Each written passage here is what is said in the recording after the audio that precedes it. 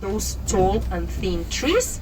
And then, of course, you will end the wine tasting with grappa, which is a very strong liquor typical from here. And well, I advise you to take it in one shot, okay, because it's very, very strong. And then if you take twice, I will admire you a lot because it's really, really strong. And well, with all this alcohol, you have to eat something, of course, because well, pecora means sheep in Italian. There's also finocchiona, kind of salami typical from here, made of fennel seeds. And there's also bruschetta, which is slices of bread, with extra virgin olive oil on top. Extra virgin olive oil produced at the same winery. They also produce oil. And there's also balsamic Modena vinegar of 12 years aged and 20 years aged. So if we compare these balsamic vinegars with the balsamic vinegars that you can find in the supermarket, you will see the difference very soon, very quickly. Because the ones of the supermarket, well, they are 6 months aged, and well, it's impossible to produce a balsamic vinegar in such a short time. So the ones of the supermarket have a lot of chemicals, additives, colorants, sugar, and so on. And well, on the contrary, you wonder why the symbol of the Chianti Classico area and the Chianti Classico wine, it's a black rooster. So well, we remember that Italy is a young country, as I was saying to you before, right? So in the past, in the Middle Ages, all the cities that we know nowadays, in the past were city-states. So Florence was a city-state, Siena was another one, okay, and so on. And also Pisa, San Gimignano, and many other cities. So Florence and Siena were the main rivals, okay, so where they were fighting for many centuries to control these lands. So in the end, they decided to solve their border problems with a race, a horse race. So they decided that 2 nights, one night from Florence and one night from Siena, they would depart from their respective cities, and the mean point of both nights would be the border of both city-states. So what happened?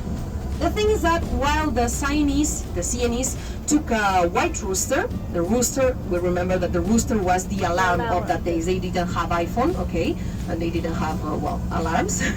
So they used roosters to wake up. So the Sienese took a white rooster and they fed him so well because they wanted to be a good alarm to wake up the Siena's night and win, okay? So the Florentines took a black rooster and they forget to feed him for a week. So you can imagine after a week how was the black rooster. He was so starving. So the day of the race, the black rooster was so starving, so hungry that he woke up before. So he's the night before. So the Florentine knight started before the race and met the Sienese guy just 20 meters from Siena's walls. And that's why nowadays the most part of the Chianti area belongs to the province of Florence and just a small part belongs to the province of Siena. By the way, this is the Elsa Valley, which is the biggest valley of Tuscany production, so they don't export, but they sell directly to their customers. So that also means that you won't find their products anywhere else, just here.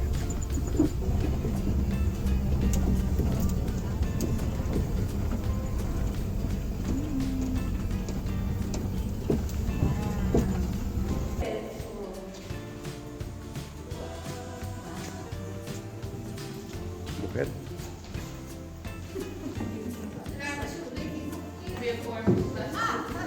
Yeah. So there's an end over there. So it'll be slight. So we all split up, huh? No. Yeah, there's another one there. There's 3. And 2.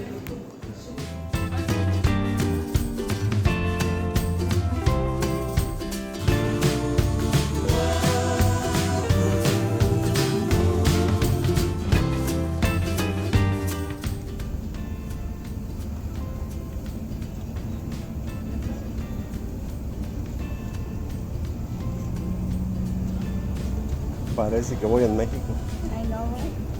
¿verdad? Sí, el paisaje. Sí. Paisaje, las Sí, curvas. sí. Pero el paisaje tiene tantos cipreses también. Sí. Sí. Árboles. Especialmente del estado donde dicen. Well, so as I was saying before, there's a lot of cypress in this landscape, and this is because as they have very long roots, they are very resistant to the wind. So that's why we can see a lot of them, because Tuscany is a very windy region. So if we dispose them in line, they act like a natural curtain for the wind, and that's why we can see them well at the end of plantations. But little by little, the cypress has become a symbol of welcome too, because there's plenty of them. So that's why we can see them as well on both sides of paths and roads. Well, for example, here on the right side, we can see a path with cypress on both sides, and also at the entrance of private houses. Just to this explanation, because it's believed that cypress, these trees, were planted by the Etruscans, a civilization that was here before the Roman Empire in the 6th century before Christ. And when Romans arrived here and found the Etruscans, they called them with the abbreviation Tusco, from Etrusco, Tusco. So they called these lands Tuschia, and Tuschia little by little became Tuscany.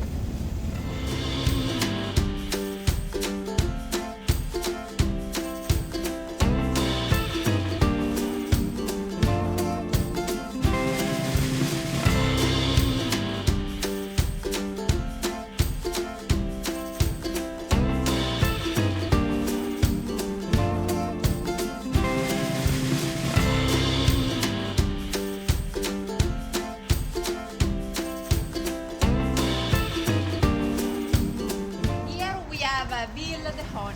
Is old is the 1500, and before is the residence the bishop Casino. The family Taddei have a shop winery in the 1904, and now is the same family the 3 generation.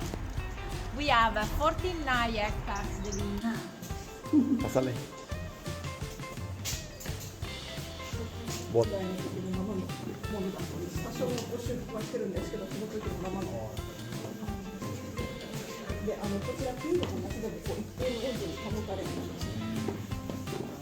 This is a boat, big, small is valid.